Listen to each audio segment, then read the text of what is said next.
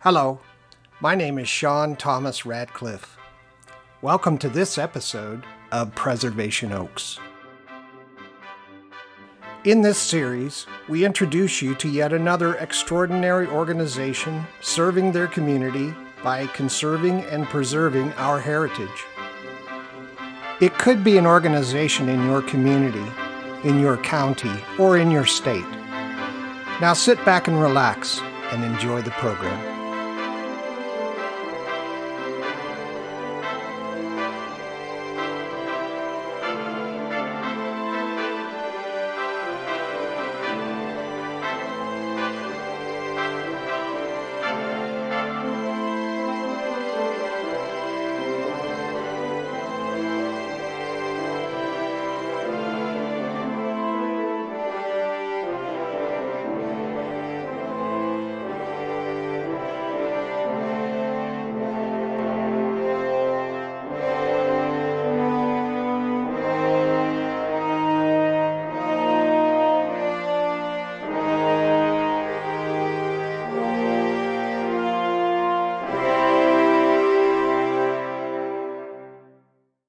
All right, good day, everyone. This is Sean Thomas Radcliffe coming to you from Salt Lake City, and this is Preservation Oaks, the internationally syndicated original talk program on MicroStream Radio, where we feature interviews with professionals from museums, cultural and heritage institutions, historical and genealogical societies across the United States.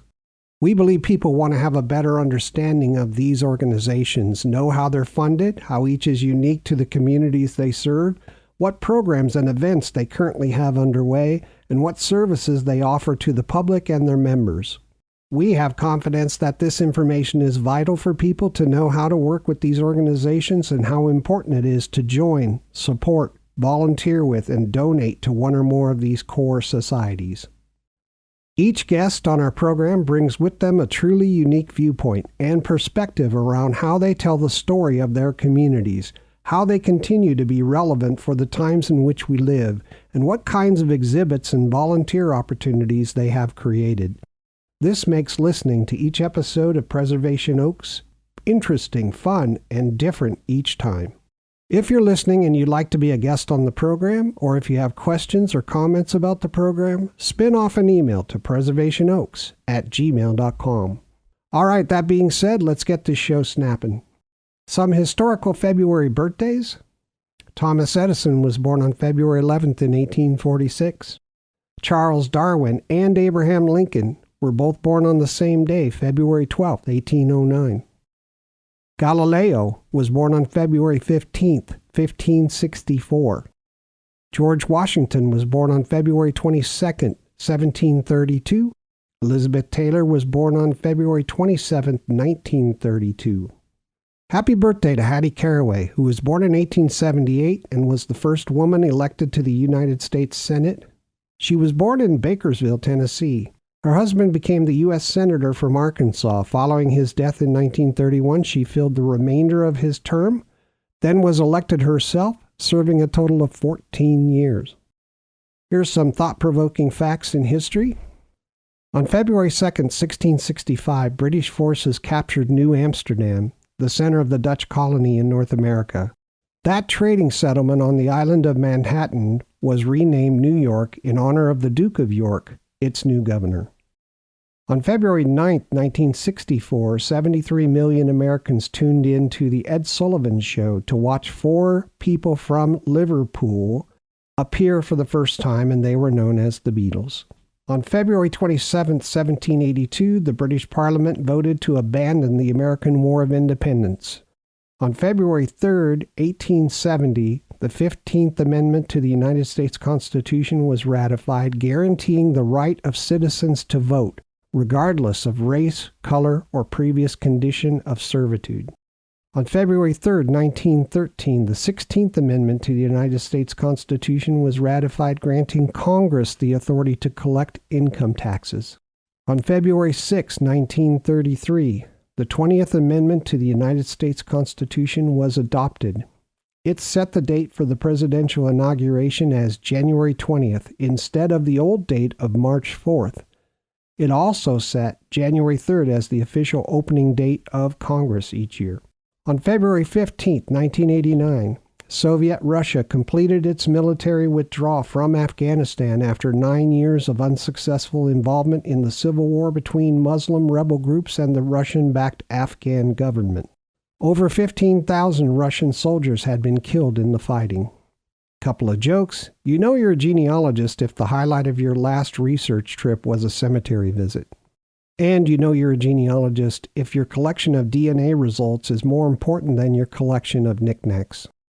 You can follow us on preservationoaks.podbean.com, Twitter, Facebook, Reason, YouTube, Spotify, Google Podcasts, Amazon Podcasts and Audible, Apple Podcasts, TuneIn, iHeartRadio, Player FM, and Listen Notes under Microstream Radio, Preservation Oaks, Sean Thomas Radcliffe, or Sean Radcliffe. You can email us anytime at preservationoaks@gmail.com.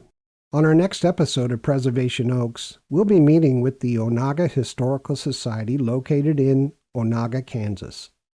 They have a wonderful society with a number of great things to see and do, including a museum with a collection of antiques and other interesting things from the area. There's also an authentic log cabin, the first jail of Onaga, a country school, and a train caboose donated by the Union Pacific Railroad. These are all located on museum property, and it's a beautiful property. I think you'll enjoy the show. Okay, this episode will be released on February 14th, 2022, and so it's our Valentine's Day episode. Happy Valentine's Day, everyone. Today we greet Austin Anders, the Executive Director of the Dickinson County, Kansas Historical Society, located in the historic town of Abilene, Kansas. Austin Anders will educate all of us regarding the great work of the Dickinson County Historical Society. If you're a resident in the local area, the program will help you understand what the society has to offer, how you can participate and take advantage of the worthwhile events the society sponsors, and how to best support them by volunteering and donating. Here's a brief biography of our guest. Austin Anders assumed the role of the Executive Director of the Dickinson County Historical Society in June 2021.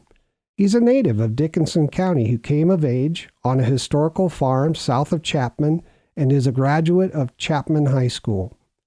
Austin holds a degree in business management and automotive restoration from McPherson College and has held a number of leadership positions at the Dickinson County Historical Society.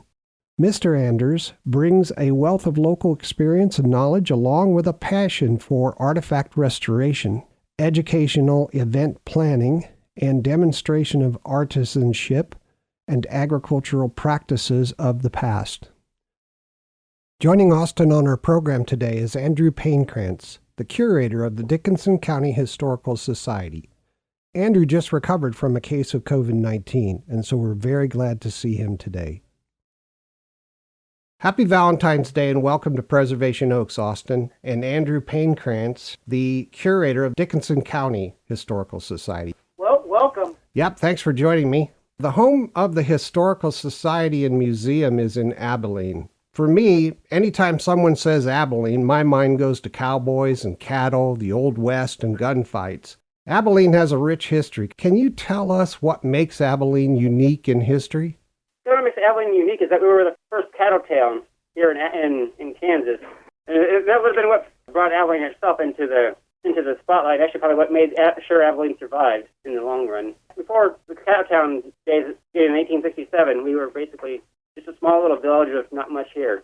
Just a collection of a few log cabins, and that was about it. Joseph McCoy came into Abilene spring, summer of 1867, and for a stopping point on send off cattle up the railroad to Kansas City and on Chicago. Yeah, and of course, cattle trade here. You know, at the end of the trail, the cowboys were looking for a good time after a couple of months of riding and moving cattle. We definitely had some famous people that were here. Tom Smith was one of our famous sheriffs, along with Wild Bill Hickok. And of course, there's always some unique and interesting stories on how they did things. Tom Smith, and he didn't really use guns while he was serving as city marshal. He actually used his fists. He was known to say that anyone can bring in a dead man, but to my way of thinking, a good officer is one who brings in them in alive. Oh, wow. All right. Way to go, Tom. Yeah. And he was also quoted as saying, nobody can handle this town if the cowboys go armed. When they drink, they think only of shooting. If they have nothing to shoot with, their drinking and gambling won't hurt much. He would actually ride down the middle of the street on his horse, and that would give him the advantage, the height advantage over people. And he would even, as soon as there was a problem, and box the cowboys into submission. He was never known to have actually pulled a gun while serving as marshal here in town. Actually, later, he went out with a deputy to make an arrest of a man accused of murder, and his deputy ran, but Tom Smith stood his ground, and he was wrestling one of the guys down, and almost had him down when he was shot. Wow. And he still managed to wrestle the guy down, and the other guy came out from behind with an axe and beheaded him. Oh, my. He's buried in the Abilene Cemetery. He was really well respected. Later people would say he was more well respected than Wild Bill Hickok was here in Abilene. Yeah, Wild Bill Hickok was there, right? Yeah, he would have been here from the spring to the fall of 1871. Wow. Just that 1 year? Yeah. Wow. Yeah, Hickok didn't really stay around too long. They didn't like him quite as much. He spent a lot more of his time in the saloons, gambling and drinking. Oh, okay. I mean, not drinking as much, but he was known to go in there and play cards quite a bit. Well, and the other issue that he had is there was some chaos going on down the street one day, and he didn't realize exactly what was all going on, and he ended up shooting one of his deputies, and that kind of put the nail in the coffin for him, Right? so to speak, for Abilene. He shot one of the saloon owners, Phil Coe, and killed him. After he shot him, he saw somebody running up a dark alley, and so he just turned around and shot without really asking before checking out to see it wasn't actually his deputy coming to his assistance. Oh, wow. And he Hickok supposedly paid the funeral costs for the deputy. Yeah, that left Abilene pretty soured. So Abilene was at the end of the Chisholm Trail, right? Yeah, That's correct. Yeah. And that trail was like 1,000 miles from Texas to Kansas. Yep. Yeah, very much so. When you talk to people, and of course you read some of the things here at the Historical Society that people have left us, actually in Dickinson County they would stop in a couple little towns in the southern part of the county, in Carlton. Yeah. Carlton, Kansas. They stop in Carlton, Kansas, and then they'd stop at the Smoky Hill, which is about 5 miles outside south of town, and they would leave the cattle there overnight if it happened to be getting late in the day, and then they'd go ahead and cross the Smoky Hill in the morning and bring them on in. And so there's several accounts of the cowboys, their last couple of days on the trail until they headed up to here. And then there's a marker, it's a stone marker here in town by the railroad depot that marked the end of the trail. Oh, wow. So But, once they got into town with their however many, let's say 1,000 cattle, right? Once they got into town, they would get paid because they reached the end of the trail. Yes, that is correct. Then they had pockets full of money. They'd been on the trail for a long time, and they would have a good time in town. Yeah, they go to the Alamo Saloon and have themselves a good time and a good drink and find some company that they haven't had on the trail and all kinds of fun stuff. But again, and we'll go back to Tom Smith here, the idea that if you take the gun out of the cowboy's hand, the town will be safer, proved to be a very true statement. Right. And so it allowed them the safety, the community itself, the safety as far as not being afraid of being shot, but it allowed the cowboys to, celebrate the fact that they have finally hit the end of the trail. They were getting their pay, and it's time to have some fun. Oh, yeah. Well, they spent, how long did it take, do you know, from Texas up to Kansas? Approximately 2 months is what I understand. Oh, wow. It depends on what part of Texas they were getting the cattle from. There's some of those trails that are deep into Texas that you could be almost 3 months before you get to Abilene. Just think of that. And they didn't have I'm sure they had sleeping accommodations, that kind of thing, but spending every day for 2 or 3 months sleeping under the stars, getting up, eating chuck wagon food, and going out, and you had a job that you had to get done. Yep. Wow. That was a tough life. Yeah, it's amazing what they had to go through, and they were only here for a couple of years. Yep. 1867 through the end of 1871. Right. Yeah. And so what happened in 1871? Did they build a train line down to Texas, or why did they stop? So there are some towns further south and further west from here that started to compete, like Ellsworth, I think, was the next major one. Part of it was because the farmers in Dickinson County were not too happy with the cattle trade in many ways. They started a farmers protective group, the association that started to meet cattle that belonged to the local farmers. Since he did die from the Texas carried up by the Texas cattle, they had a fever that our local cattle this didn't have any resistance to. Oh, okay. So as far as the local farmers go, now as far as the people here in town, they were pretty well getting fed up with the cowboys and the unruliness that was going on, and they wanted to have a more civil town. Yeah. Yeah, that makes sense after years of party time. I think it was either December of 1871 or January of 1872. They created they went down south, down to Texas, and saying that Abilene is no longer open to the Texas cattle trade. Wow. And to take their cattle elsewhere. Yeah. They put their foot down. Yeah, they pretty much did. Yeah. I was thinking that decision that the citizens made back then really changed Abilene from a cow town to a law-abiding, civilized town, and that may have made a large difference in its future as well. Yes. Yeah, it did. I mean, you're going to go into a little bit of T.C. Henry and the wheat trade, and he was the first one to bring the turkey red winter wheat, 1870s. I mean, he originally started planting in the fall of 1870 in 5 acres. He secretly planted. He didn't tell anybody he was actually planting it. Yeah. He said by 1878 he had 10,000 acres in Dickinson County that he planted as wheat.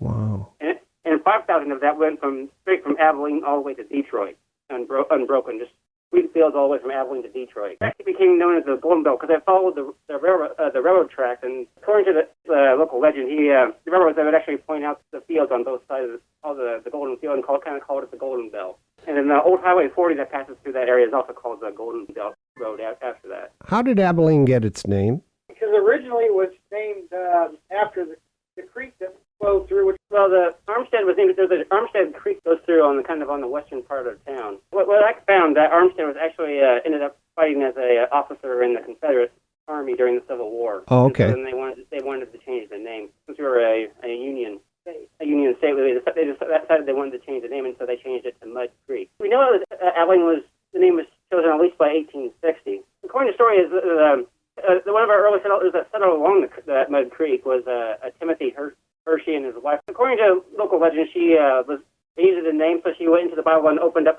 There's one of the names in the Middle East that was called Abilene, and so she chose the name from the Bible. That is nice. That's a nice story, you know. Now, I heard also that Dwight Eisenhower was born in Abilene. He was actually born in Texas. Okay. But they weren't down there too long, so they would have came up to Abilene when he was still a very, very young child. His dad worked for the railroad, and so they moved a lot until they got to Abilene, and that's where he kind of decided that he wanted to settle the family here in town. He still worked for the railroad, but more of kind of working around the depot and stuff like that. What can you tell us about the history of Dickinson County? Dickinson County was officially formed by the territorial government of Kansas in the kind of the early spring of 1857, when they would have set up our boundaries, and our first county seat would have been called Buchanan. But there's some debate over where Buchanan was located. Some put it in Dickinson, some put it in Swain County. But according to the original records from the state, it was the first county seat of Dickinson County in 1857 at least. So by 1858, the county seat was moved into a little town called Newport, not too far from where Detroit is today. We would have had people settling what would have been Dickinson County as early as 1855, though. Would have been George Freeman would have been one of the earliest settlers up there on the Chapman Creek area. Well, we have some ghost stories here in Dickinson County for sure. The one that I'm kind of familiar with has to deal with Chapman Indian Hill, is what they call it. They're by the golf course, and I always wondered why I couldn't golf very well at this until I heard up at that golf course until I heard this story. When Chapman was first being settled, there was an Indian nation that happened to be going by at that time on their regular migration route, and they would stay there for a week or so, as I understand. And one of the settlers and one of the squaw kind of fell in love. And that didn't really sit very well with one of the head warriors because he wanted her as his wife. One night, I think it was maybe a night or two before they were supposed to leave, that white man and the used to be a war chief, they got into it real bad, and the white man ended up beheading him. The head rolled down Indian Hill. Well, The story goes is that on a moonlit night, you can see the head rolling down Indian Hill. And the reason no one can play golf very well is because the spirit of that Indian haunts the golf course. You look at Chapman as a golf course. I don't know how much you do golfing in, but it's a very simple laid out course. Not terribly easy, but can be somewhat considered an easy course. But because it's parked on the side of the hill and because of the story, it seems like everyone struggles in that course. So there's that story, and then there's a story about in the cemetery itself, which actually sits up on Indian Hill, there's an angel with her hands kind of held in front of her, and in front of her is a stone Bible. And I guess when it was originally set up, it was supposed to be set up where the Bible was supposed to be closed. Well, the story goes is that every time you go visit that cemetery, that Bible is open in different ways, different directions, so on and so forth, but it's a solid stone Bible. So it's, I mean, there's just little ghost stories like that you hear every once in a while. Kind of unique. Oh, that's great. Now, I heard Abilene is the Greyhound capital of the world. So Yeah. do you have a Greyhound track there? We have a couple of tracks, and of course we have the Greyhound Hall of Fame, and there's kind of a couple of reasons why the people that own Greyhounds like this area. First of all, we're considered the sand hills between Abilene and Solomon, and so it's a lot of very sandy soil, which makes it nice for the dog's paws. Right. It makes it very easy on their joints and things. The other thing is we have quite a few rabbits around the area, wild rabbits. And, of course, when you're doing dog track races, you kind of got to have some way to attract the dogs. So back when things were first going, they would find a rabbit and stick it on a stick that would go around the track, and the dogs would chase it. That was kind of a couple of the different things that kind of made this area attractive. And ever since then, it's kind of grown from there. You know, we have the Hall of Fame here. Every year they have the National Greyhound Association racing meetings, annual meetings, twice a year, once in the fall, once in the spring. And then, of course, we have two race tracks, a practice track, and then I guess you would call it a show track or an actual track. I don't know. There's no betting at it that I'm aware of. It's just kind of to see how good your dogs are. Now, are those tracks indoors, or do they operate in the winter?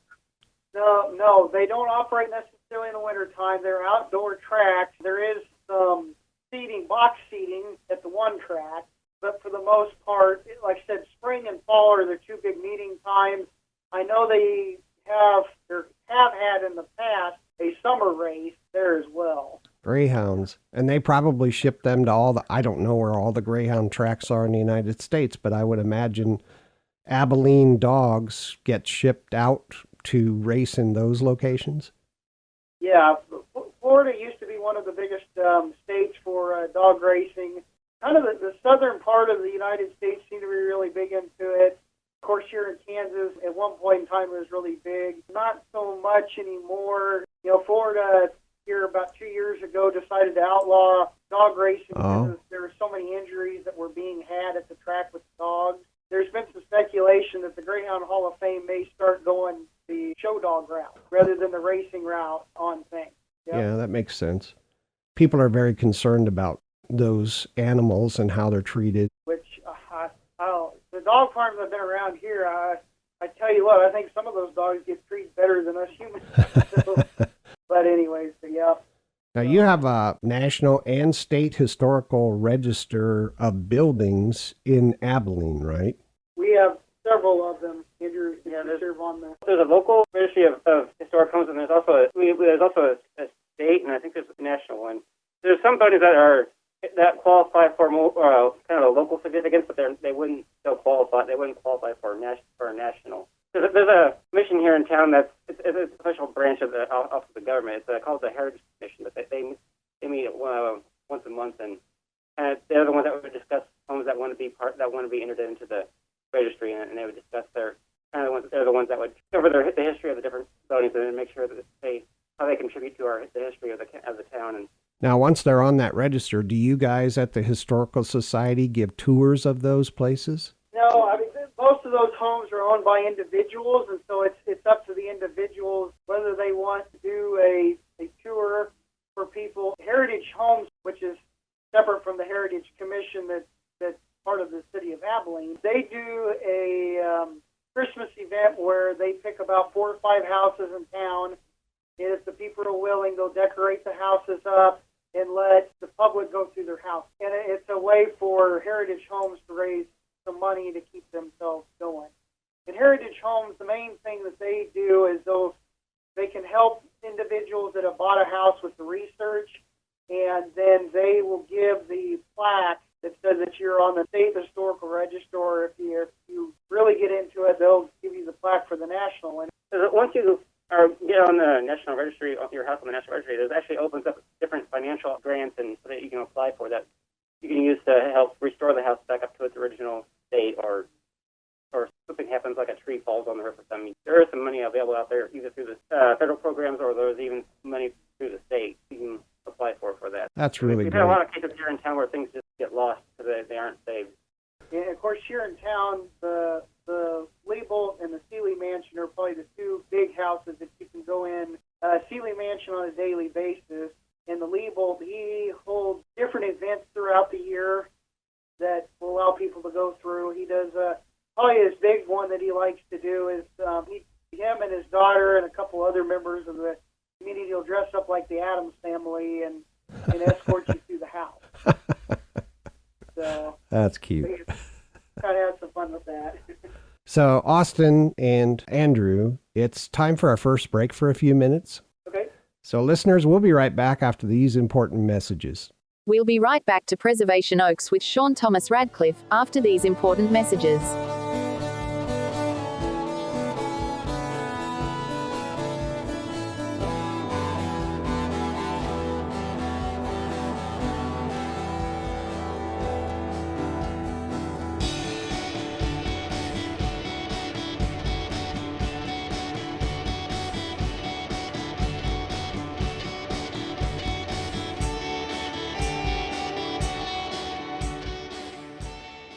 Remember that feeling of wonder when you learned something fascinating about the past for the very first time? The Dickinson County Historical Society and Museum is bringing the past back to life. Their goal is to celebrate the rich history and culture of Dickinson County. Be a part of the action by volunteering and supporting the Dickinson County Historical Society and Museum. Visit www.dickinsoncountyhistoricalsociety.com and learn more about this valuable local nonprofit organization. Make a visit, donate, join, and become a member today. If you have a society in your area, then please support them with both your volunteer time and your funding. It makes a huge difference. The more support a society has, the more they can benefit the community in terms of providing records for family research and education for the public and students in K through 12 grades. They can fund a museum or sponsor historical and fun events for the public in order to tell your story. Maintaining a society makes a huge difference in a community. Please don't wait. Show your support for your local historical or genealogical society today. They preserve our heritage and culture for existing and future children of all ages. Thank you.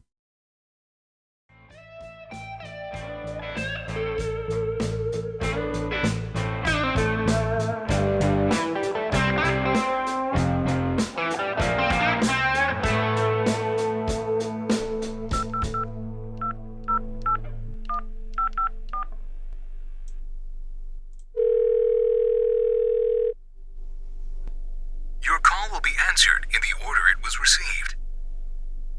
Please stay on the line. We will be with you shortly. Non-emergency, how can I help you?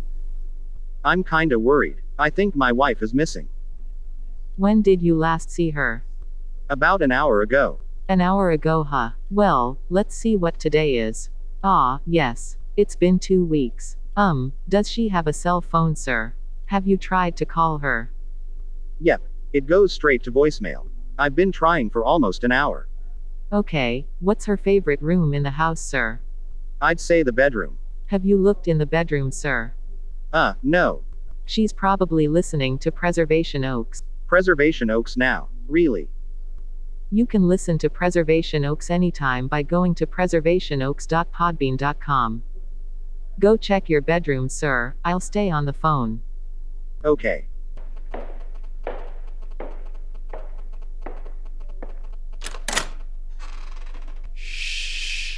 This episode is so cool. Come listen. Hello. You still here? I'm still here. Yep. Found her. She's in there listening to Preservation Oaks. Boy, thanks a lot. She really loves Preservation Oaks. Of course she does. Every 2 weeks we get to hear great information from a different genealogical or historical society, and we get these types of calls. Tell her I totally understand. I love the program myself, sir. Okay. Will do. Hey. It's a new episode. I'm going in with her to listen. Sir, I'm hanging up now, sir. At Preservation Oaks, we love history. Not dry, boring dates and facts, but rather the stories of the past about the people who were there. We believe history is our cultural fabric. We are very grateful for our historical and genealogical society guests, who share interesting history and information about their society, their current needs, and about what makes them unique. If you're a historical or genealogical society listening to Preservation Oaks, and you'd like to be a guest on the program, please email preservationoaks@gmail.com. Again, that's preservationoaks@gmail.com. Listeners, thank you for listening. You can comment anytime about the show or send suggestions by emailing preservationoaks@gmail.com. Thank you. And now, back to Preservation Oaks.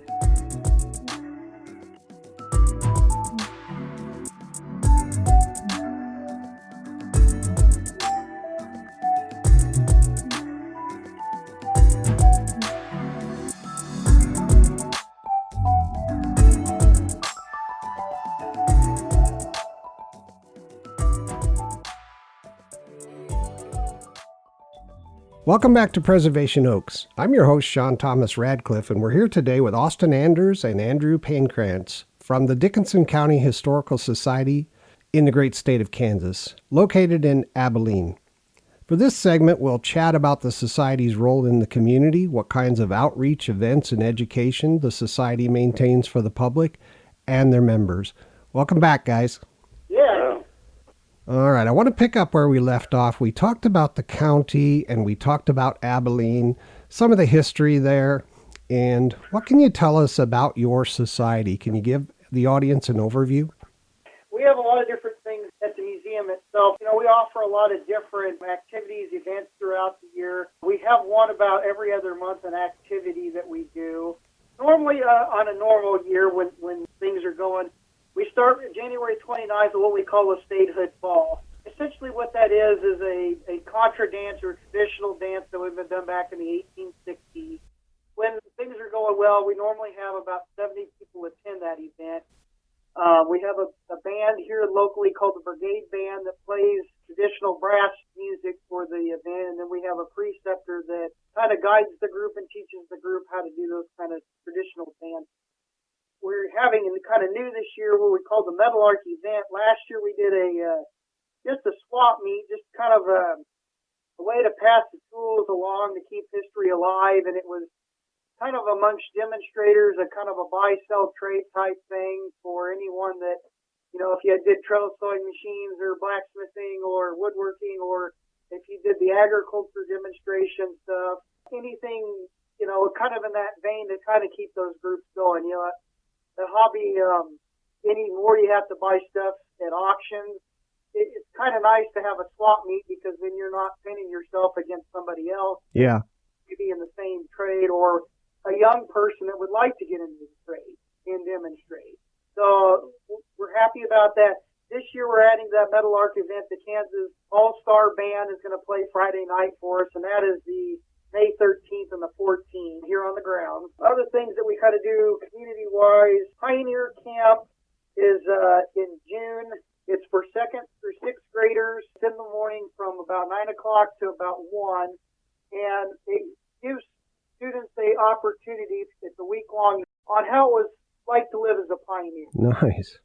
So we do different things, like we'll go out to a prairie patch and we'll identify different flowers and plants and things you could eat, things you want to stay away from, how to use a cook stove and prepare a meal. We actually butcher a chicken on site every year, which is a little traumatic for those that have not maybe seen that at first, but you talk to them years later that have been doing this, they say, yeah, I remember all the things we did, and they always bring up the chicken. But it's really a good way to help them understand how the pioneers lived. Oh, yeah. It was a difficult life back then. Yeah.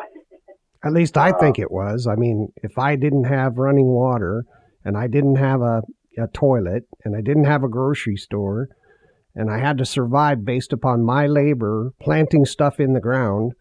Of course, I could buy things at the store, but I needed money to do that, right? And so I had to wait till I sold my wheat or whatever it was at the end of the season.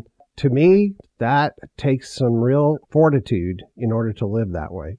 Oh yeah, you mentioned that, and I was going through some of our records. Lyona Valley was one of the first places settled here in Dickinson County. It'd be on the central, it'd be the eastern part of the county. And the A-Strikes were one of the first families to settle there in 1865. And Mr. Herman A-Strike, Mr. A-Strike, come early and set up himself a cabin, got it all built, and went back for the winter time to get his wife and a couple of their kids. When they came back, she had realized, this is his wife telling him this, that the cabin, the roof, part of it had come off over the winter time, and that some of the chinking had come out. And so she wasn't necessarily very impressed with the accommodations. They walked inside and saw that there was a bunch of branches stacked up in the corner of the cabin, and she kind of looked over, well, what's those branches for? And he goes, well, that's the bed. And about that time, a snake crawled out of the branches. They were good, hardy people. They were German Methodists. She said, Kansas was undoubtedly a hard place to live, but I ate for his love. He was grumpy a lot, but he was a good man, was her statement about her husband. It's just amazing what they went through to build some of these things.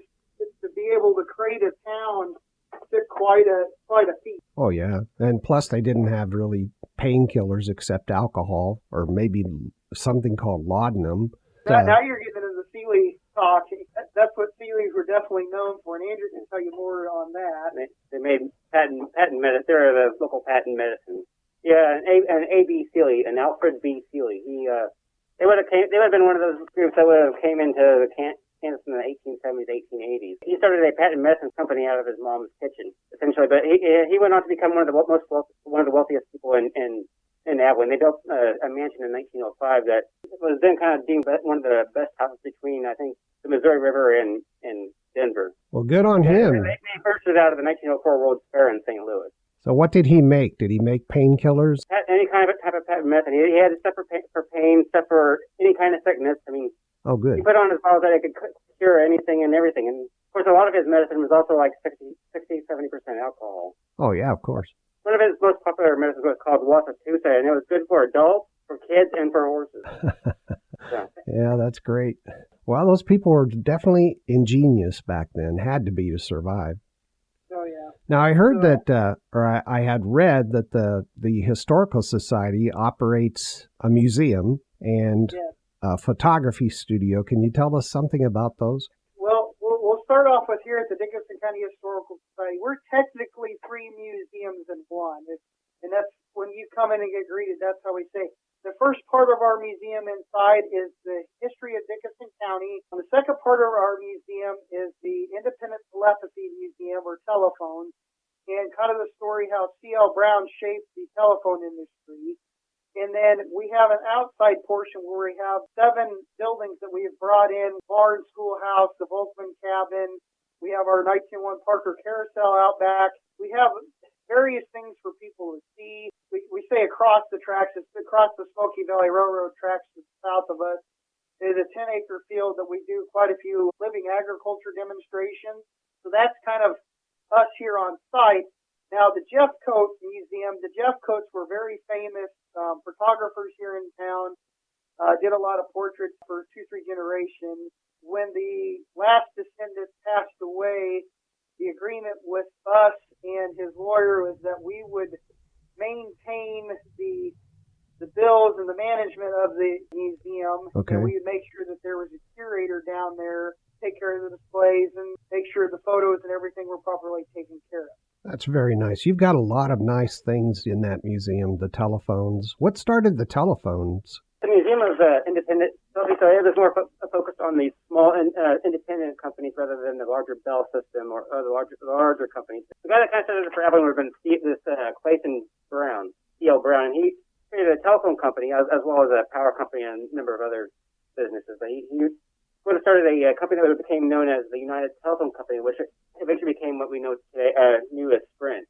So when we moved to here, a little bit of our background and history. We started in 1928. Okay. 1928, and we started out of a council meeting here in Abilene, as I understand. We started gathering different things. Andrew, you have the numbers of how many started. There was 64 charter members for the Historical Society, and they would have officially formed on May 28, 1928. They would have started the process of trying to bring in the artifacts from people that were fairly significant in the county history.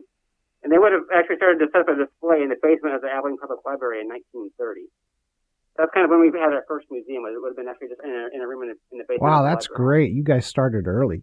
And then there was a big flood in 51 that flooded the entire basement of the library. And so a lot of our photographs and collections at that point had water damage. At that point, they spent the time in the means of getting everything cleaned up. And then in 56, they actually built a new courthouse here in town. And we were starting to run out of room at the library. Our collections were getting too big, and so we actually moved into the basement of the courthouse. Okay. In 1956, and we held an official open house to the public in February of 1958.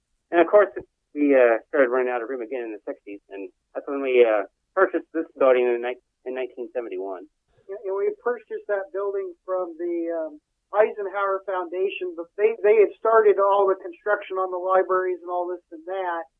And of course, they were trying to buy up the land around his boyhood home.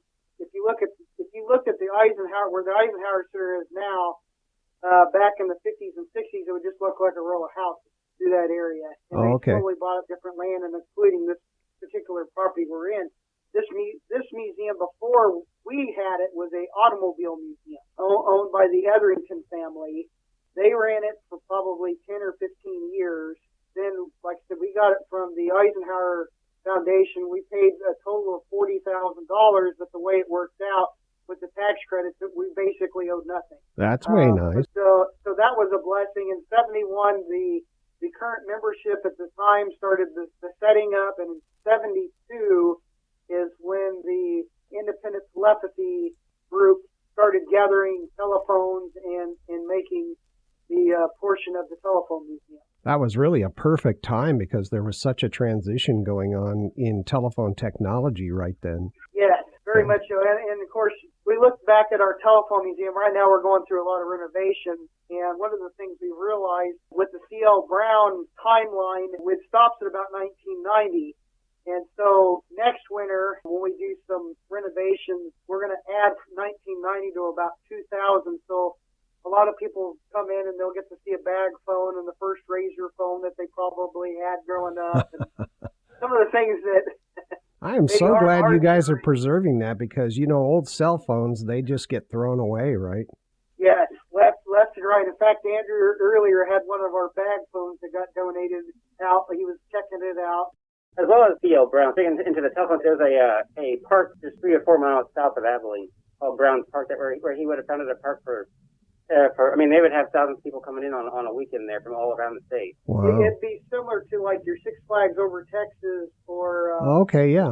in Kansas City. Of its time, it would be similar to that. They said at one point that they had 30,000 people on that property playing golf. They had a lake. They had a fake boat that was out in the middle of the lake. They had Camp Marydale where people could stay. Obviously, C.L. Brown built his assisted living facility out there. It wasn't that at the time, but that's what it is now. At a zoo. He had a zoo. Oh, wow.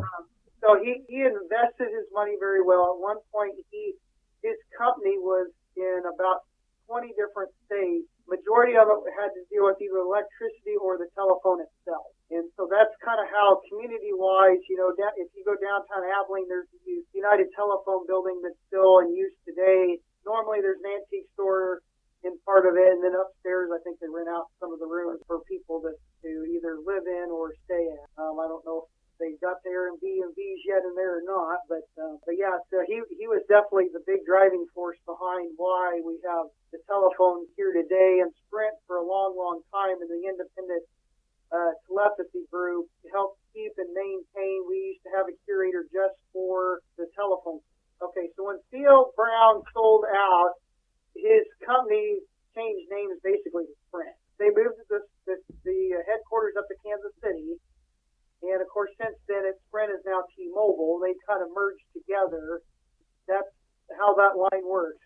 I got it. Are they still involved in preserving the museum? About 10 years ago, they got a new CEO in there, and they were looking for ways to cut costs. This was back when they were still Sprint. Yeah. And we were one of the ones that got cut.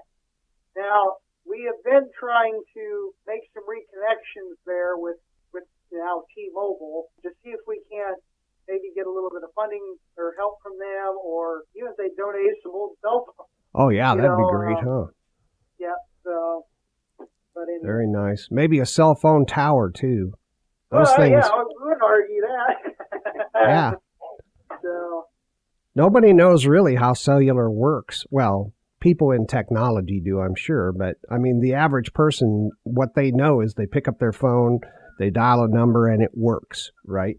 But there's a whole lot of technology behind it. Well, and it's kind of fun. Here at the museum, we have a little section that's it's two rotary phones that you can, the one you dial with and the other one will ring. And of course, you get young people that have never seen a wall phone, much less, anything of that day. They're just absolutely fascinated that you can sit there and turn that dial and you actually can dial your friend. And of course, when we have student groups here or school groups here, we go through our history, go through the telephone history, and of course our big thing is the carousel out back that was produced by the W.C. Parker. Yeah, I bet that's beautiful. So what's the mission and objectives of your society? Dickinson County Historical Society was established to collect, preserve, promote, and share the history of the county and of the state of Kansas for citizens of the county, schools, and the general traveling public. Dickinson County unique history of the cattle drive, agriculture development, early settlers, telephone industry, and carousel manufacturing separates it from all other counties in the state of Kansas. That's our mission statement. It's very important because it calls out the uniqueness of Dickinson County. We're definitely happy to be here. We're definitely proud. Back when the settlers were here, there's quite a few of them that said, well, Kansas is just big desert with nothing that you can do with it. And these good, hardy people that were Germans and Swedes came to Dickinson County, the majority of them to settle this place. They found a way to make it happen. So let's start with Austin. Austin, have you always been interested in history? How did you get to where you are now? I have always been interested in history. When I was in the second grade, Mom and Dad bought what was known as Prospect Park Farm, 6 miles south of Chapman, Kansas. And it was built in the 1870s, late 1870s, early 1880s. It's a stone house and 2 stone barns. And I grew up with parents that, we weren't necessarily allowed to run in the house. And, most everything in the house was original to the house. So we had to be very careful, how we did things and what we were doing things on that property. But it made it great fun, when you had your buddies come over for birthday parties. You had 2 big, huge stone barns to play tag in. The one stone barn is a 100 by 50, 2 stories tall, and the other one is a 50 by 100, 2-story barn. That's I got my love of history, actually living in history, so to speak. Now, my grandfather collected antique cars. Oh, nice. And, that's kind of where I got the love of the mechanical, anything mechanical, whether it's steam engine. The antique cars is mostly what he did. He had a 17 Liberty and a 29 Model A, and he'd take us brothers on car tours and things like that. Because of that love and that passion that he shared with me, I was able to go to McPherson College to get my degree in automotive restoration and business management. Nice. And, which is, it's the only place in the country where you can get that kind of education. That's fantastic. So you sort of grew up with history. Very very much so. And Andrew, what is your background? And can you explain sort of for the audience what a curator does? What do you do as a curator, and how did you get interested in history? A curator is essentially the one that kind of oversees the collection, the artifact collection of the museum. So if somebody donates an artifact of some sort, I'm the one that talks to them about the history of that artifact, and I put it into our museum catalog system and inventory, and make sure we always know where it's at. And then I also help with the creation of new exhibits out in our gallery as well. And then you have to store that or preserve that artifact in a certain way so that it is preserved without too much risk of decay? Yes, we have a number of cabinets in our artifact storeroom where we store that. These are actually old cases from the Eisenhower Center. Actually, some of their old cases that they gave us back there. But it has drawers on that we put in our proper line so that we can properly store our artifacts so that they aren't damaged. It's actually, but for many artifacts, it's actually better to be stored in darkness, and it's about the best place you can store them. Light can cause a lot of damage. Right. And do you have to humidity control that and temperature control that space? Yeah, because humidity is another one of those things that we have to kind of be careful on, but that sometimes can be a struggle boating-wise. That can sometimes be kind of a struggle, but we do our best to manage our humidity the best way we can. Yeah, of course. And how did you get interested in history? I kind of grew up around history. My dad was an archivist over at the Eisenhower Center for about 35 years, and so I kind of grew up going over there with him. I also was in pioneer camp here when I was a kid back in the 90s. Oh my goodness, it runs in your family. That's great. Yeah, and I did my master's in history at Emporia State, and so I kind of grew up in history, and I also grew up out there by that Brown Park, and so I grew up climbing all around out there and going over. So I got to see the revenants of the zoo and the lake out there as well. So I grew up around history. Thank you for that. Can you tell us any funny or interesting stories from sort of the artifacts you've received or things that have gone on at the Historical Society? A couple of interesting things. There was the Dickinson County has had had about 3 or 4 times where we kind of argued over who should be the county seat. Some of the name calling at the time between some of the towns was pretty amusing. In 1870, there was a second and a third big county seat fight between Abilene and a little town of Detroit. And there, each side they had a vote, and interestingly enough, in one of the votes, I think more people voted in it than actually resided in the county.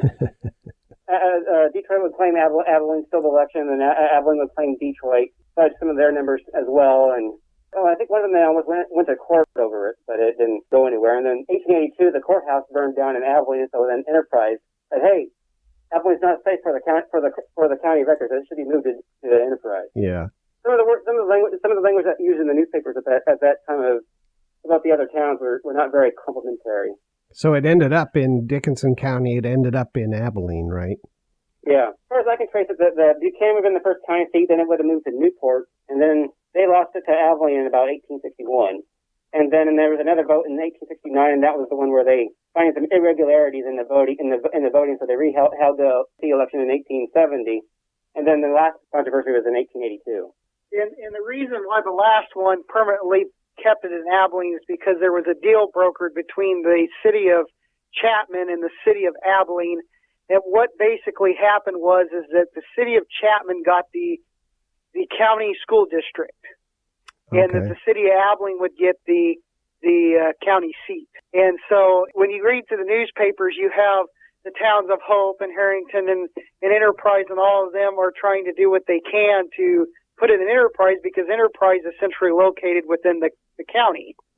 Well, when that deal was brokered, the city of Chapman was bigger than the Enterprise, and so between Abilene and Enterprise, the two biggest towns, they got it figured out, essentially. Fantastic. So where's the society headed next? We're in 2022. COVID hopefully is going to go away. Where are you headed next? What are your plans?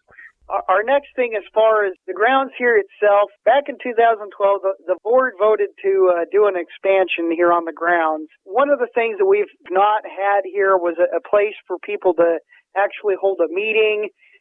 We wanted some expanded bathrooms for like bus trips, bus groups, school groups, and then we wanted a kitchenette area for the staff. And if we wanted to have, say, a birthday party, a group that say like the telephone group or like one of the tractor community groups like Alice Chalmers or John Deere, one of them wanted to come up, we'd actually have a meeting place for them. Since that time in 2012, things have changed. We've got a more manageable type building that we're building where it's out for bids. The one thing that we did get in as a donation was the Banky's drugstore soda fountain. When we pulled it out of there, it was kind of sinking into the building a little bit, so it was a challenge. But we got it out, and what we'd like to do is have that soda fountain in that new expansion to be able to actually serve Green Rivers and Red Rivers is what they served at that particular location, sodas. So that's one of the things we're working on. The other thing we're working on is the agricultural living history has really took off here. In 2016, before I was a director, I was a board member and, a volunteer, and I had lived in Iowa for about 4 years and worked with the Belmont Area Arts Center and farm, and had kind of cut my teeth with them on the agriculture living history side of things. And so when I moved back, we started what we called the Tuesday Night Work Night Group, with the idea that this group would be here to help get the cars and the tractors and the farm equipment, and if any of the buildings needed help, kind of a way to keep and maintain things in the back, so to speak. And ever since then, we started with 3 of us. After about 6 months, there was another 3 of us that joined in. On a regular Tuesday night, you could see 10 guys show up, anywhere from the ages of 18 up to about, I think our oldest one was 81. Wow. When he finally decided he wanted to retire from the work night group. And it's a great way. We open it up to the community if they're interested in the farming history. It's definitely a way for them to learn. We're going to start a tractor safety course for the antique tractor starting this spring for that particular group. We're hoping that this idea grows throughout the Historical Society, and we can get some education courses going for like the treadle sewing machine. In the cabin, we have a cook stove that actually operates and we use. So if we can expand some of these education courses, I think it'll be a way to bring new volunteers in and keep the history alive. Yeah, that's great. Austin and Andrew, it's time for us to take our second break in the program. Okay. So listeners, stay tuned for more interesting information after these messages. Hey everyone, we'll be right back to Preservation Oaks with Sean Thomas Radcliffe after these important messages.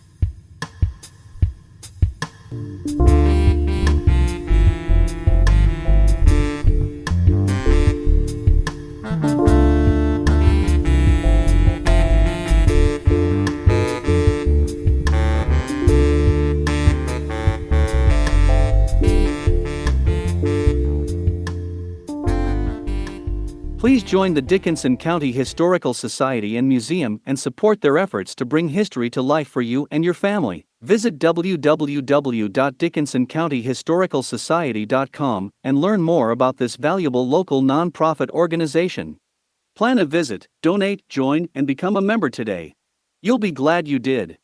This is Dr. Paul Brennan, President of the Kailua Historical Society in Kailua, and I love listening to Preservation Oaks on Microstream Radio.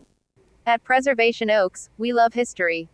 We are very grateful for our Historical and Genealogical Society guests, who share interesting history and information about their society, their current needs, and about what makes them unique.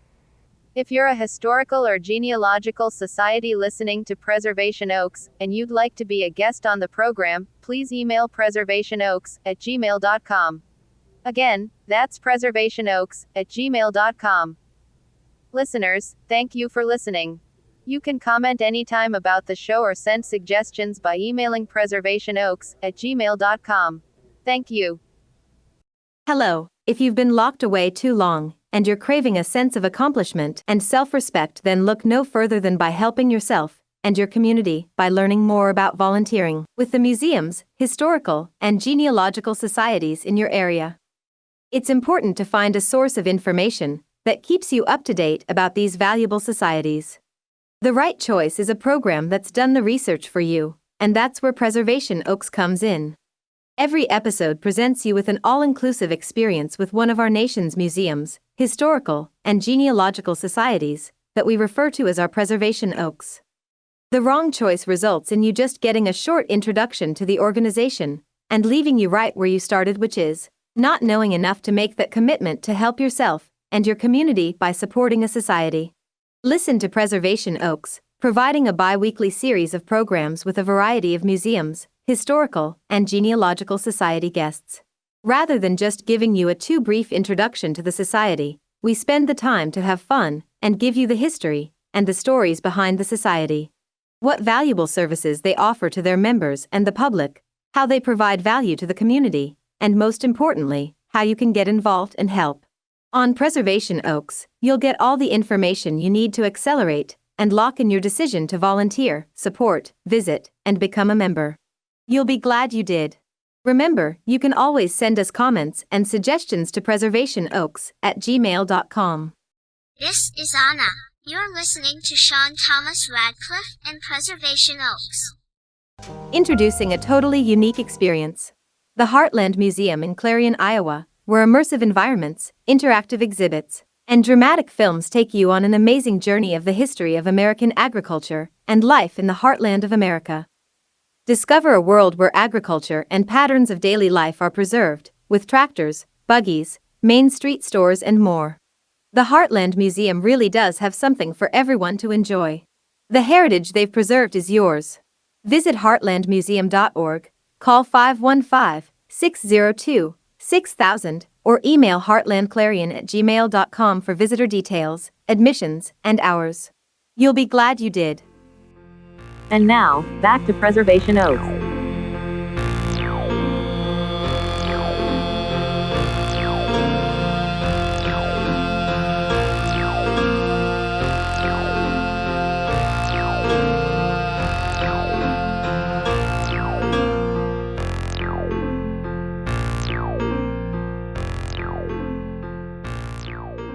Welcome back to Preservation Oaks. We are here today with Austin Anders and Andrew Paynekrantz from the Dickinson County Historical Society and Museum in the great state of Kansas, located in Abilene. We have learned so much, and this is great, guys. Thank you so much for the information you provided to our audience about your society, and welcome back. You bet. We're happy to help pass on our history. You guys are doing some great things, great work there in your county. What kind of funding model supports your society? So we have several different ways we get funded. Being a small museum, we kind of got to do different things to make things happen. Probably our biggest supporter would actually be the county itself. Every year they give us a substantial donation, and normally it's large enough to kind of help us pay for our staff and some other odds and ends. We have the Dickinson County Community Foundation. We have an endowment over there that we continue to grow, and the hope is that endowment will get big enough that it can kind of help, not maybe necessarily cover all our expenses, but will cover quite a few of our expenses. We have annual memberships that we have, and we have a list of about 300 members for the Historical Society. Oh, that's great. And there's different levels that people donate on that. Economic development with our events. They'll give us a couple of grants for a couple of our different events that we hold here at the Historical Society. We very much appreciate their help. The other thing is just grants. Kansas Humanity has helped us out several times in the past with different grants that they have available. The federal government, with the COVID-19, they had that show grant that was for museums like us, and then for venues like for plays or for like plays, live theater, different entities like that. And we were able to apply and get that this year, and that has definitely kind of helped us through some of those lean times that COVID created. Yeah. Well, thank you for that. So you also had the fundraising activities, and that you have these activities. And I made an assumption that at every one of these events that you sponsor, you're doing fundraising. Is that true? Well, not all of them. A lot of them we do fundraising. Probably the main fundraising ones would be our Meadowlark event. We have what's known as Ice Cream Social, and we have a cake and pie auction, and that's one of our bigger fundraising events. And then our Heritage Days Festival brings in quite a few people. last year with COVID and everything, we were down quite a bit. On an average year, we have about 12 to 1,400 people go through the grounds during our Heritage Days in October. This year, we had about 408 people come through. Oh, wow. It was kind of a rainy day, so that kind of kept some people away too. And then just starting this year, we used to have what was called Christmas in the Cabin, and literally it was just kind of, we served some cookies and hot chocolate kind of in the back. The cookies were in the cabin, and then we have the old Brooklyn grocery store that was here in Abilene. We served the hot chocolate out of that. This year we expanded that. In years past, it was a 2-day event. It was free. This year we charged $2. On an average year, we normally have around 400 people come through in 2 days. This year we had a little over 1,000 people come through. That's nice. Did you entice Santa to make an appearance? Yes, we did have Santa make an appearance this year. We had the carousel running. We had the back courtyard all decorated up in Christmas lights, and we had 6 different musical groups that came through and played, anywhere from bluegrass fiddle type band. We had some dulcimers. Nice. We had the local Methodist Church came and sang. We had the Brigade Band, which is a traditional Civil War brass band, play for our event, and then of course we kind of went a little above and beyond what we normally do for decoration here in the museum itself. No, that's great. Hey, getting back to COVID, you mentioned COVID earlier. How did the pandemic affect your society, and how did it affect your communities?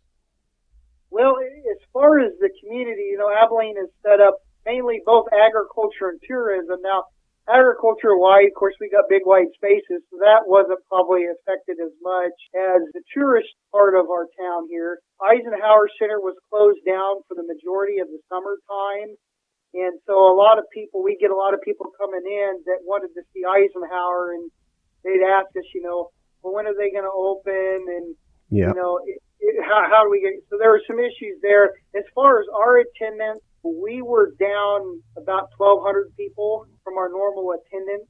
So we did take quite a bit of a shot that way. We did up some of our marketing that we did to try to entice people to come. We had the policy around here at our historical society, if you wanted to wear a mask, you could wear it. It was kind of an optional thing, particularly outside, out back, where you can really social distance and you're out in the air. Here in the museum, we saw a lot of people. It kind of depended on where you're from, whether they were going to wear a mask or not. Right. You still have COVID restrictions in place in your county? Well, at this point in time, there's not really any restrictions going on. In fact, the other day, the county health department went ahead and took down the dashboard that had how many people were testing positive and so on and so forth. Yeah. We're a county of about 24,000 people, going over quite a few acres, and so we have the opportunity to not necessarily be in close contact. Now, I know schools and stuff, everyone got to go to Christmas, everyone got to go to New Year's Day, and so we've had a little bit of a spike after that. But basically what we're kind of hearing is as soon as this spike's over, we're going to be open back up. A lot of people have said, well, what about Vax cards? The grocery stores, the restaurants, they are not asking for that around here. They just ask that you do you and be respectful of if somebody has a mask. Yeah, makes sense. Now, do you guys sell any other, or, take donations for, I should say, any other kind of bricks or certificates or any of those things? A lot of societies do that to bring in donations. Probably kind of our unique fundraisers that we have here. Obviously, you have the 1901 Parker Carousel. And what we do is every year, about this time, we'll send out letters to the people that have donated to adopt either the carousel horses, which there's 22 of them, or the 4 sleighs that are on the carousel. It's $100 for the horses, and it's $200 for the sleigh, and all that money goes to help maintain the carousel. As far as the buildings go, we do have an adopt a building as well, and it's $500 per building. As far as the buildings go, we have a placard with each building, and normally it's the business that adopts them, and so for a year that business name hangs in the building. With the horses, you get to name the horse. Oh, that's neat. Do you exhibit artifacts anywhere else in the county? Do you have a relationship with other museums or maybe at the airport? We do have some stuff on display actually at the courthouse here in Abilene. There's a couple Davis brothers, a couple police officers and that were killed in the line of duty, and we have some of the artifacts, and they're currently on display at the county courthouse. That's great. That's kind of we do have a program where the different museums in the county can get together and meet every quarterly, and so we borrow some stuff from some of the other museums and put them on display here, and we're working together to do them. If they have something similar they want to do with theirs, we can loan them some of our artifacts on this. Yeah, real important since you're a county historical society, right? Yes, very much so. Now, I was reading, I think I got it from your website, but the Heritage Center that you maintain has a number of buildings, and you've mentioned some of them, but I think it's important that, first of all, I ask a question about one, and second of all, that we go down the list of what you have available for people to see. Now, the question I have is on number 3. You listed as part of your outbuildings a cistern. I may not understand what a cistern is, but I think it's a place where you store water. Why would that be a place for people to see? Well, of course, the cistern right above that is our windmill. What a cistern is basically a way, like you said, to gather water.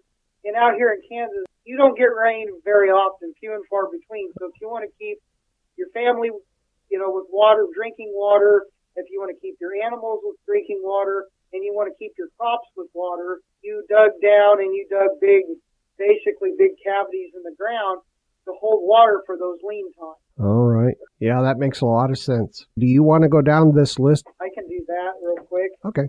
The first thing you'll see, number 2 here, is the Volkman cabin. It was one of the very first cabins out in the Lyona Woodbine area. That family is actually still around today. I actually sat in church with them last Sunday. So it's very neat to have that. We're very appreciative of having it. It's one of our buildings that will probably be next in line to get some work done. Some of the chinking is coming out, but it's a very neat cabin, and we use it a lot around here. The next, you have the chicken coop beside it, and yes, we do have live chickens on site. We do collect the eggs, and for a small donation, you can take eggs home with you. Oh, that's great, especially for kids. Oh, yeah. It's amazing. You'll walk out there and the chickens will be out in their little run, and the kids will just immediately get attracted to those chickens. The other thing we have is the 1915 picture barn. It was moved in on site about 2 miles south of Enterprise is where it came from. It's a very typical Kansas barn with the hay loft up top and, down in the bottom places for all the animals and the livestock to eat. Number 9 would be our ag building. And it houses our antique cars, which we have 3 of, one of them being the Davis Brothers police car. And they were shot back in 1947 on a call. So it's kind of neat to have that history here and be able to tell their story. Yeah. Other than Tom Smith, there's only been 3 sheriffs ever killed in the action in Dickinson County. We hope to keep it that way. And then, of course, we have our antique tractors. We have some of our farm equipment in that building that we get out and use. Number 11 would be our sawmill shed. We have a 1902 to about 1907 American sawmill that was used here in Dickinson County for many years. I remember I was up in the northern part of the county.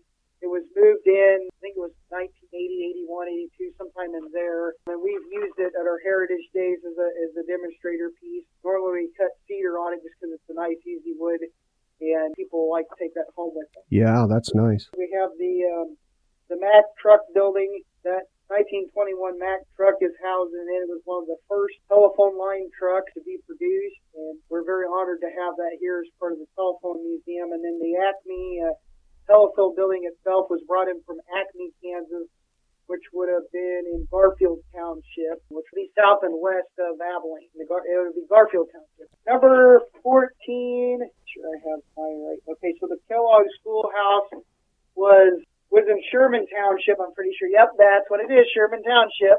And served up there for many, many years. Here, probably 2005, it was moved onto the property from where it was there in Sherman Township. We had about 4 or 5 people that really took interest in that and made sure that it got restored to the way it needed to be. In fact, one of the volunteers still around this day, he was telling me a story back about 5 or 6 years ago that the inside needed to be painted, and he didn't want to be around while his wife was cooking Christmas dinner, so he spent Christmas Day painting the inside of that building. It happened to be nice enough. And then he went home and had his Christmas dinner. Let's see, from there we have the Brooklyn Grocery Store, which was downtown Abilene. The gentleman that owned that store, he would start his day about 5:30 in the morning and would not quit till about 10 o'clock at night. Wow. It's not a very big grocery store at all, but he was able to keep it well stocked with the local meats, the local cheese factories. We definitely were known, obviously, for wheat, so we definitely had bread and grain cereals and stuff like that around. Number 16 is our blacksmith shop. It was not moved in. It was something that was built, but the contents of the building come out of our Carlton blacksmith shop, which would be in the extreme southwest part of the county. And then the last one, and the one that's kind of our pride and joy around here, would be the Parker Carousel. It's building. And the Parkers, I know we haven't touched a whole lot on it, but W.C. Parker, kind of the way he got started is him and his daughter were walking to the grocery store, and he had $1 to his name. They happened to go by a carousel that was running at that time, and she wanted to go for a ride. And so he says, okay, we'll go for a ride. Well, 85 cents later, he decided he better go get some potatoes and things that he needed for the month. So he called his brother up as soon as he got home and says, hey, I got this great investment idea. We need to start making amusement rides. And starting in 1886, he started making amusement rides for not only the local people, but for all over the country. He was here from 1886 until about 1911 when he moved to Leavenworth. But the W.C. Parker Carousel is available for rides when we're open during our business hours. It's $4 to ride the carousel, and everyone always seems to have a good time. I saw the picture. It's absolutely beautiful. Well, thank you. And they don't make anything like it anymore. No, they don't. We're actually going through a restoration process on the horses of getting some of them repainted. It's definitely been interesting as someone that grew up with the, restoring things, how those horses were put together, what materials were used. I mean, the tails are still real horsehair tails. They were put together in about 6 or 7 sections of different pieces of wood to basically build up the horses and then carve and then paint it. The property that the Historical Society maintains there is actually beautifully maintained. Listeners, you can go on Google and look at the Historical Society and actually go down the road, look at the property. It's really well maintained. Now, Austin, in order to maintain this size of a property with as many exhibits and outbuildings and all of that that you have to offer, you're going to need volunteers. So what kind of volunteer opportunities does the society have for members and the public? We have an 18-member board, and we maintain, I think we're only short one. We have about 17 of them on there now, and they kind of do the main business of the Historical Society. We have under committees, museum committee, advertising, archives.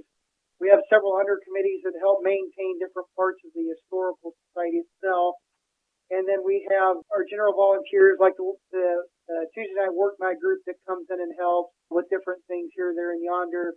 We have a gentleman that for the past 3 years has decided he made it his mission to hop on the mower once a week and mow the grass for us, and very much appreciate all that gentleman does, helping the Historical Society out. And we have several volunteers that are like that, whether it's with the events, whether it's with, the board itself, or some of these under committees we have. We feel very blessed here to have so many wonderful volunteers, and we try to do our best, to grow. We know that education is going to be one of the best things that we can do to help grow our volunteer group. Yeah, it's always great when the community's involved. Has the society published any books? We published a local historian by the name of Helen Dingle wrote a book on the past and present towns of Dickinson County. And she has a chapter on almost every town that has existed in the county in her book. But we published that back originally back in the 90s, and we reprinted it just a few years ago again. And so we sell that here at the museum. That's fantastic. So you guys have a gift shop. Yeah, we have a gift shop where we sell some other books that deal with county history, as well as Kansas history, as well as some. We also have shirts on sale out there, and magnets, and that's neat. And candy. Yeah, our biggest seller, particularly with the young ones, is we have the old-fashioned stick candy, and it always amazes me when, parents or family groups will come in, and our number one seller ends up being the stick candy. That's great. I want to remind listeners how they can contact the Society. It's Dickinson County Historical Society. It's at 412 South Campbell Street in Abilene, Kansas, 67410. The phone number is 785-263-2681. You can contact them via email at heritagecenterdk@sbcglobal.net. And their website is www.dickinsoncountyhistoricalsociety.com. They are also on Facebook as Dickinson County Historical Society and Museum. The reason I mention that is because I want to talk about the website and what kinds of things can people do on the website. So on our website, we have newsletters on there periodically that people can read. They're not the most current up-to-date one, but there are some on there that kind of gives a little information. We have an event slide that tells you kind of the upcoming event. There is a membership tab, so if you're interested in becoming a member of the Dickinson County Historical Society, you can click that tab and it'll have a drop down that has you fill out all your information and you can send it in. Of course, we have several different photos on there of our grounds, and we have some tidbits of history on there as well, of the different parts of not only our museum but our history. We also promote research on there as well. Can people donate through the website? We don't have that feature set up on that particular website. The best way to donate to the Dickinson County Historical Society is to send it to our address here at 412 South Campbell Street, Abilene, Kansas, 67410. Okay, fantastic. Can you tell the audience about any current initiatives or current needs of the societies that you want people listening to know about and support? Probably the couple of things that come to mind is our building expansion that we're trying to do. We're getting bids in right now for it, but we could definitely use some donations to make sure that we can get that building up, get that meeting room going, and make sure that we can still serve those green rivers like everybody remembers in town through our Banky soda fountain. The other thing that we are growing exponentially on is the living history with the agriculture. I was just talking to a couple of gentlemen this morning that's volunteers, and they have found some building structure material that we could use to actually put up a shop and then a lean-to to put our agriculture artifacts under. And so I think that's something in the future that we're going to need some help financially with as well. Yeah, that's nice. And of course, the general, every museum has the general upkeep and maintenance and, paid staff and so on and so forth that we could always use help with too. Yep. So listeners, there you are. Those are the most important things. And please donate your time and donate liberally to the Historical Society so that it can grow and so that it can play a bigger part in the community for passing on, preserving history. Austin, why is the society important to the community? What makes your society different or unique from other societies? Obviously, the society holds the history of the county, how we've done things in the past. It's always been said you have to look to the past so you know not to make the mistakes in the future. And by housing all these different items and these different things and all these wonderful stories around here, it's a way for the community that, say the Stats family come in one time. We have the books on the Stats Lasky's family, and they can come do research on their family history and their genealogy, or say someone specifically wants to know something about a historic building within Dickinson County, they have the ability to come here and do that research. As far as us on an outreach, obviously, like I said, one of the biggest things we do around here is education and trying to make sure that everybody has that knowing and understanding of how things operated back in the day, and they can take that knowledge and information and apply it to their daily lives. What's the benefit of joining the society? So if I'm thinking about becoming a member, what benefits do I get? Well, we have different levels of membership, and of course you have your individual levels, and you get a free admission for one time plus carousel rides. If you're a family member, you get 6 free passes for you and your guest. You get 1 vote at the annual meeting, and you get to use the research facility. You get the Quarterly Gazette. And if we have any workshops or special programs going on, you get a discount. If you're a patron, which is $100 or more, you get free admissions. You get 12 of those, plus the annual meeting vote, plus the research, plus the Gazette, plus the discounts and special programming. A corporate is $250. Basically, you get unlimited chances to come into the Historical Society. You get one vote at the annual meeting. Use of the research facility and the grounds itself. If you have a special program or a Christmas thing that you want to do, we can work with the group to make that happen or make that available. Our benefactors is $500 more, which basically is the same as the corporate members, and then we have lifetime membership, which is $1,000, and you get basically admission for life. That's kind of what our structure looks like on that. That's great. What are the museum's hours, and are you open through the winter? Well, through the winter, we do have different hours than we do summer. Through the winter, we're open Wednesday, Thursday, and Friday from 10 to 3 o'clock. During the summer hours or summertime, we're open Monday, Wednesday, Thursday, Friday, and Saturday, Sunday. We're open from 10 to 5 o'clock that Wednesday through Saturday, and then from 1 to 5 on Sunday. Okay, fantastic. So listeners, plan a visit, make a visit to the Historical Society, to the Heritage Center in Dickinson County. They're located at 412 South Campbell Street in Abilene, Kansas 67410.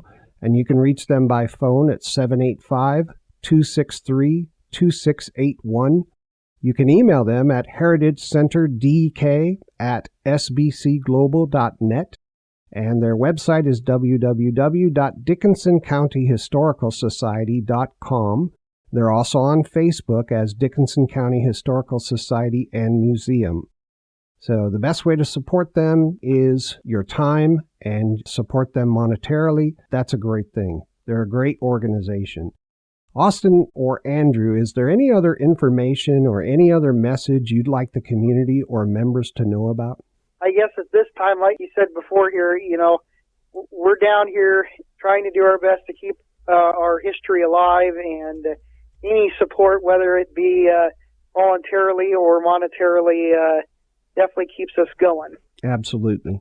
Thank you, Austin and Andrew, for spending the time with us today. We've covered a lot of history and let listeners know the value of supporting their excellent historical society and the work you're doing in the community. I've had a great time, and I hope you have as well. I'm so glad to meet you. It's been really awesome. Well, it's been enjoyable for us. And with that, we're going to conclude our time with our guest, Austin Anders and Andrew Paynekrantz of the Dickinson County Historical Society, located in the historic town of Abilene, Kansas. Listeners, please stay tuned for my comments and wrap-up coming up next. You're listening to Preservation Oaks with Sean Thomas Radcliffe, the program where there's always something new. We'll be right back to Preservation Oaks with Sean Thomas Radcliffe after these important messages. This is Christy Deitmeyer from the Dyersville Area Historical Society, and I love listening to Preservation Oaks on Microstream Radio. At Preservation Oaks, we love history. We are very grateful for our Historical and Genealogical Society guests sharing history and information about their society, their current needs, and about what makes them unique. We believe citizens need to understand their history, how their societies function, how best to support them, the history they preserve, and the services provided to members and the public. If you're a historical or genealogical society listening to Preservation Oaks, and you'd like to be a guest on the program, please email preservationoaks@gmail.com. Again, that's preservationoaks@gmail.com. Listeners, thank you for listening. You can comment anytime about the show or send suggestions by emailing preservationoaks@gmail.com. Thank you. And now, back to Preservation Oaks.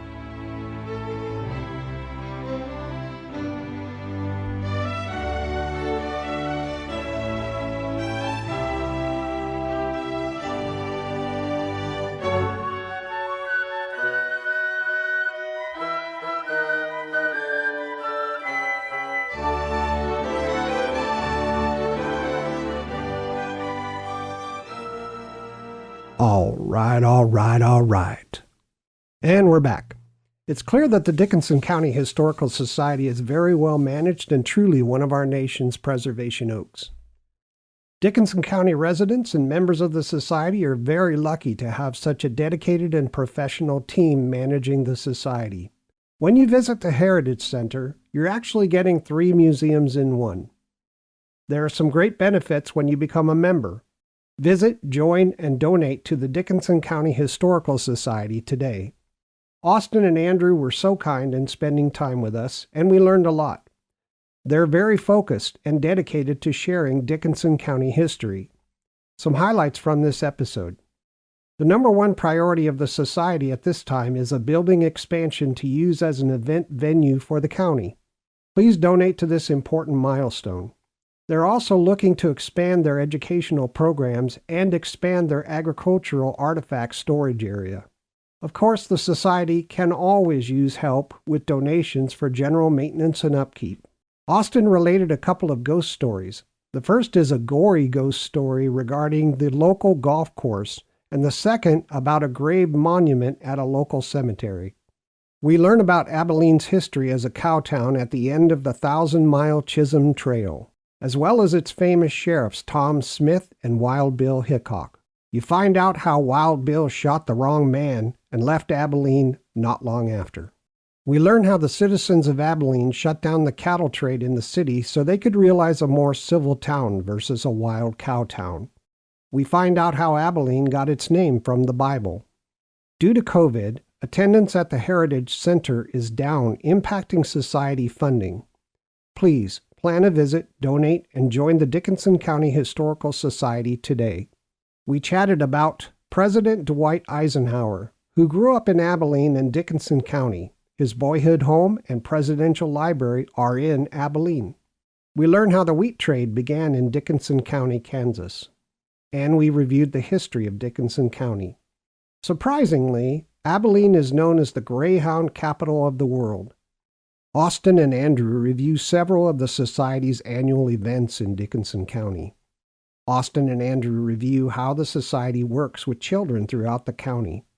Austin related a story about pioneer living and the snake that crawled out of the bed. Andrew related the history of A.B. Seeley, who made patented medicine in the county. Andrew related the history of C.L. Brown and the beginnings of Sprint Telephone Company. The Society has a research library and will help people trace their family lineage. There was an amusement park back in the day that C.L. Brown ran in the county where a huge number of people took their summer entertainment and relaxation. We chatted about the W.C. Parker Carousel from 1901 that's located on the Society's grounds. A beautiful mechanism that no one produces anymore. Well worth a visit to see it. Austin and Andrew relay how they got started preserving and sharing history. With Andrew, sharing and preserving history runs in his family. We learn about election irregularities that occurred in Dickinson County. Austin provides more details about the 18 buildings located on the Society property. It's well worth a visit to see them all. And lastly, the Society's Heritage Center has a gift shop where they sell historical books about the area, and there's old-fashioned stick candy available for the kids. All right, if you're a listener in the area the Society serves, or if you're a listener researching ancestors in the community the Society serves, and you're not already a member, please consider joining and supporting the Society. Just to review one last time the contact information for the Dickinson County Historical Society. To connect with the Society, their address is Dickinson County Historical Society, 412 South Campbell Street, Campbell Street, Abilene, Kansas 67410. Their phone number is 785-263-2681. The email address is heritagecenterdk@sbcglobal.net. Their website is www.dickinsoncountyhistoricalsociety.com, and they're on Facebook as Dickinson County Historical Society and Museum. I hope this information helps the audience understand how valuable the Society is to the community and what kinds of excellent services they have to offer to their members and the public. Okay, that's a wrap for this episode. Music used today is from Krakatoa, Elvis Herod, Mixed Kit, Komiku, Scott Holmes, and Cymbalbird. Microstream Radio is a registered trademark. This broadcast is owned and copyrighted by Microstream Radio. It cannot be rebroadcast, downloaded, copied, or used anywhere without the written permission of Microstream Radio. Thanks to everyone for listening. This is Sean Thomas Radcliffe. See you all next time on Preservation Oaks.